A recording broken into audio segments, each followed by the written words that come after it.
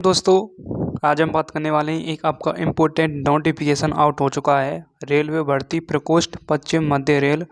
यदि हम short form में बात करें, शॉर्ट फॉर्म में इसका नाम है railway requirement cell west central railway, यानी RRCWCR। इसका नोटिफिकेशन आपका आउट हो चुका है और 3000 के समथिंग इसकी वैकेंसी आउट हो चुकी है। हम देखने वाले हैं, एक एक डिटेल पूरा आपका जानकारी देंगे। ध्यान से देखते आइए, आपका फॉर्म कब से स्टार्ट हो रहे हैं उसकी, और इसका लास्ट डेट क्या है, मतलब डिटेल पूर्व मैं इसकी जानकारी दूंगा। ध्यान से देखते जाइए। सबसे पहले हम बात करते हैं ऑनलाइन एप्लीकेशन ओपनिंग डेट क्या है, यानी एप्लीकेशन आपके कब से स्टार्ट हो रहे हैं। ये हो रहे हैं आपके 5 अगस्त से। लास्ट डेट की मैं बात करूँ, लास्ट डेट है आपकी 4 सितंबर।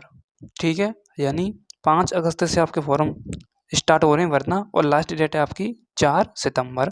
4 सितंबर लास्ट ओनली 11:59 तक, 11:59 PM तक। ठीक है, ये आप समझ सकते हैं, 11:59 लास्ट इसका टाइम दे रखा है PM। ठीक है, 11 PM या 12 समझ सकते हैं लास्ट। ठीक है, नेक्स्ट बात करते हैं हम पोस्ट का नेम की बात करें। पोस्ट का नेम की बात करें, पोस्ट का नेम है अप्रेंटिस। क्या है? अप्रेंटिस है पोस्ट का नेम। ठीक है, ओके। नेक्स्ट बात करते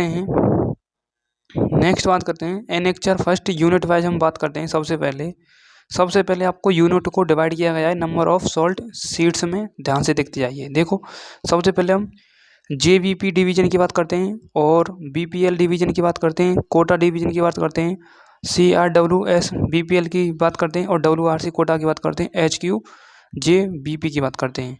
ये आपका नंबर ऑफ सॉल्ट सीटों को डिवाइड किया गया है UR में, और SC में, ST में, OBC में, और EWC में, और टोटल कितनी है ये भी बताया गया है। देखो, UR में 515 हैं, SC में 190 हैं, ST में 92 हैं, OBC में कितनी है 337 हैं, और EWC में क्या है 128 हैं। ये आपकी कास्ट का नेम है, OR SC ST OBC और EWC। टोटल आपकी कितनी है JVP डिवीजन में आपकी है 1262 पोस्ट, और BPL डिवीजन की बात करूँ तो 824 पोस्ट है। कोटा डिवीजन की बात करूँ तो 832 पोस्ट है, और CRWS में बात करूँ तो 175 पोस्ट है, और WRS की बात करूँ मैं तो 196 पोस्ट है, और HQJBP की बात करूँ तो कितनी है 28 पोस्ट है। टोटल कितनी पोस्ट हो गई आपकी 3317 पोस्ट हो गई। ठीक है, कितनी हो गई 3317 पोस्ट हो गई। ठीक है, उसके बाद आपको लास्ट में PWBD में डिवाइड किया गया है LD VI HI और MD के लिए। ये भी आपको पोस्ट देख लेनी है। ठीक है, मैं यदि एक एक पॉइंट बताऊंगा तो ये आपकी वीडियो ज़्यादा लेंथी हो जाएगी। ठीक है, नेक्स्ट बात करते हैं एलिजिबिलिटी कैंडिडेट, यानी कैंडिडेट की पास क्या योग्यता होनी चाहिए। एज एंड एज लिमिट की भी बात करते हैं।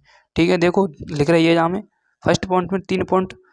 एक पॉइंट में देखो आप, the candidate should have complete 15 years, यानी कैंडिडेट की जो मतलब आयु है, एज है, वो 15 ईयर्स तो कंप्लीट होनी चाहिए। ठीक है, कंप्लीट होनी चाहिए। उसके बाद and should not have complete 24, यानी 24 ईयर कंप्लीट नहीं होनी चाहिए, इसके मध्य में होनी चाहिए। ठीक है, नेक्स्ट बात करते हैं हम अगले पॉइंट की। हम बात करते हैं सेकंड पॉइंट की। Upper age limit and relaxable 5 years का है। In case of the ST&D candidate के लिए 3 ईयर्स का है। ऑफ OBC कैंडिडेट, ठीक है, ये रिलेक्जेबल है किस में आपकी एज में। ठीक है, नेक्स्ट बात करते हैं 4 person with benchmark disability PWBDS upper age limit and रिलेक्टेड 10 years. Relax मतलब एज में रिलेक्शन दिया है ना, वो 10 ईयर्स का है। 15 ईयर्स फोर्स ST और ST एंड 13 ईयर्स OBC के लिए। ठीक है, ये आप इन पॉइंटों को आप एक बार लर्न कर लेना, क्योंकि ये पॉइंट आपके लिए इम्पोर्टेंट है। एज में क्या रिलेक्शन है आपका, क्या रिलेक्जेबल दिया गया है, वो भी आप पढ़ सकते हैं। एनेक्चर B भी पढ़ सकते हैं आप, एनेक्चर CV को लर्न कर सकते हैं। ठीक है, नेक्स्ट बात करते हैं eligibility candidate minimum educational qualification आपके पास क्या होना चाहिए। आपका 10th पास होना चाहिए, और 25 मार्क हो, मेरा मतलब 50 मार्क होने चाहिए। देखो, सबसे फर्स्ट आपका पहला पॉइंट है, आपके 10वीं क्लास में कितने हो चाहिए, मेरा मतलब 10वीं क्लास पास होने चाहिए, एंड 12वीं पास होने चाहिए आपके, और मिनिमम आपके 50% होनी चाहिए। ठीक है, हर सब्जेक्ट में 50 नंबर होने चाहिए, और 50% भी होनी चाहिए। कोई से भी बोर्ड से होने चाहिए, आप कोई दिक्कत नहीं है। ठीक है, उसके बाद इसमें बताया गया है,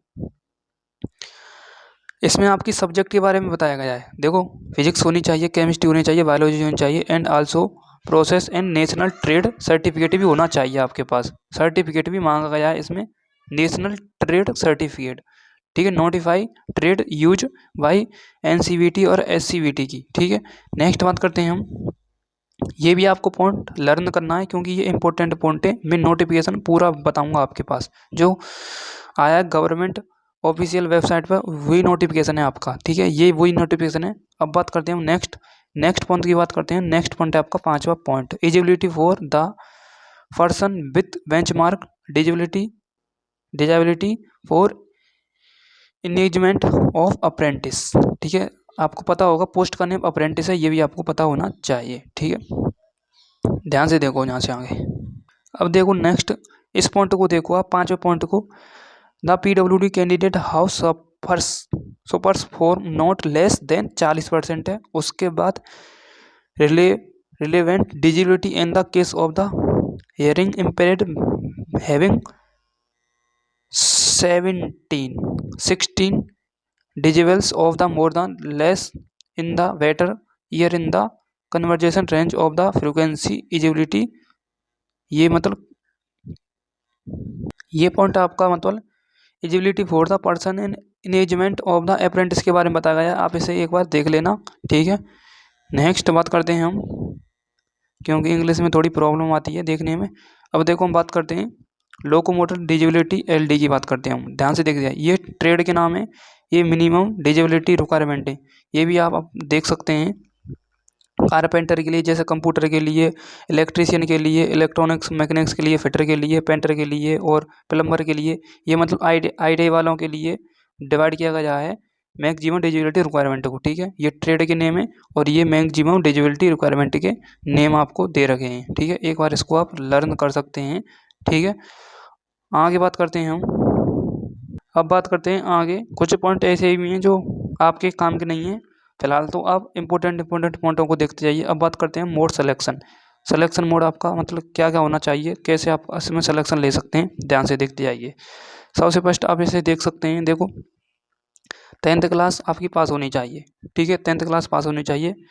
उसके बाद इसमें इंपॉर्टेंट है 12th भी आपके पास होनी चाहिए, प्लस ITI ट्रेड होनी चाहिए आपके पास, ये आपको पॉइंट दिख रहा होगा ITI ट्रेड, ठीक है। उसके बाद क्या दे रखा है इसमें, और इसमें कुछ है नहीं है, 10th और 12th पास होनी चाहिए, ठीक है। उसके बाद इसमें लिखा है applied for medical laboratory technical photography and radiology trade होनी चाहिए, ठीक है। नेक्स्ट बात करते हैं हम, नेक्स्ट और इम्पोर्टेंट पॉइंट के बारे में बात करते हैं। अब देखो यहाँ से आगे हाउ टू अप्लाई, यानी अपना फॉर्म कैसे अप्लाई कर सकते हैं, वो भी इसमें प्रोसेसिंग बताई गई है। देखो इसमें प्रोसेसिंग क्या है, application and processing fees, candidate should be submit application and processing fees for an amount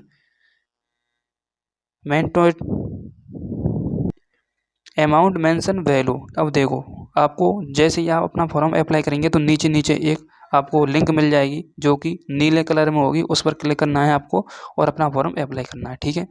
next बात करते हैं कैटेगरी वाइज, देखो फॉर्म को डिवाइड किया गया है।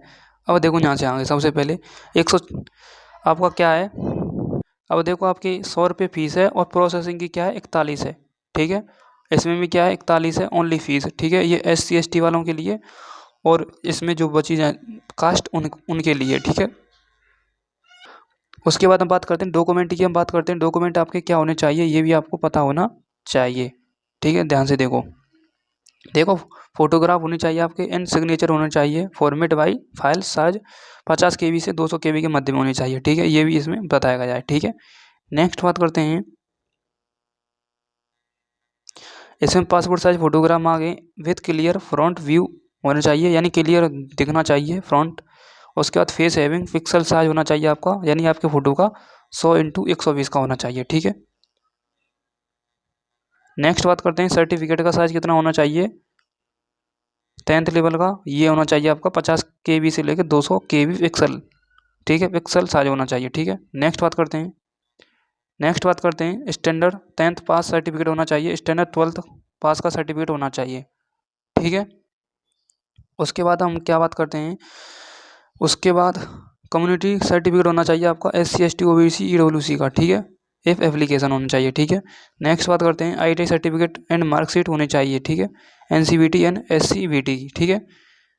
नेट, उसके बाद ये भी PWBD सर्टिफिकेट होना चाहिए और community certificate SC ST OBC EW होना चाहिए, ठीक है। नेक्स्ट बात करते हैं, अब देखो यहाँ से आगे आपका यूनिटों को डिवाइड किया गया है कास्ट बाई कास्ट, आप इसे लर्न कर सकते हैं। ये आपका क्या है, एनेक्चर ए है, इसको आप लर्न कर लेना। एनेक्चर फर्स्ट को कर लेना। इसमें कास्ट बाई कास्ट को डिवाइड किया गया है भर्तियों को, ठीक है। जितनी भी वैकेंसी है आपकी 3,000 के समथिंग उनको डिवाइड किया गया है। आपसे एक बार लर्न कर लेना, क्योंकि इनको आपको बताने में, मेरा मतलब मेरे को बताने में बहुत टाइम लगेगा, ठीक है। इसे आप एक बार लर्न कर लेना। तो ये होता है आपका एक नोटिफिकेशन की जानकारी। मिलता हूँ नेक्स्ट नोटिफिकेशन।